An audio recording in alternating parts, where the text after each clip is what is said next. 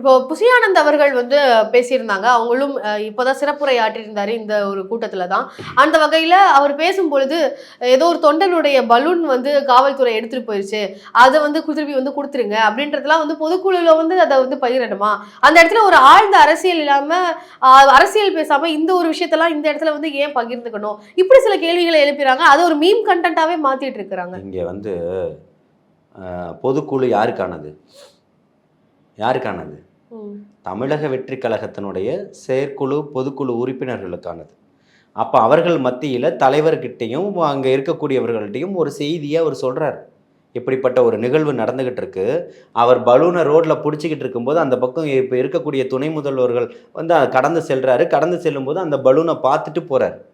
பார்த்துட்டு போனதுக்கப்புறம் தான் அந்த பலூன் பறிமுதல் செய்யப்படுது. புரியுதுங்களா?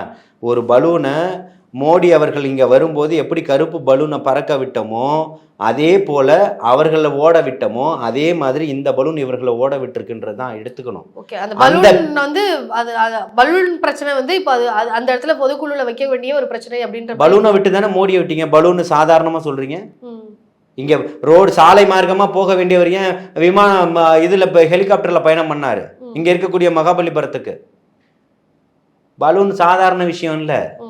புரியுதுங்களா? அவர்கள் நினச்சிக்கிட்டு இருக்கலாம் பேச வேண்டியதை தான் பேசியிருக்கிறாரு. பொதுக்குழுவில் யார்கிட்ட பேசணுமோ அவர்கள்ட்ட தான் பேசியிருக்கிறாரு. ஒரு பொது மீட்டிங் போட்டு அதுக்காக ஒரு ஆர்ப்பாட்டம் பண்ணி மக்கள்கிட்ட கொண்டு போய் சேர்க்கலை.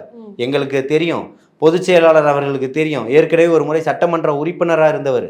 அவருக்கு தெரியாதா எங்கே என்ன பேசணும்னு சொல்லிட்டு?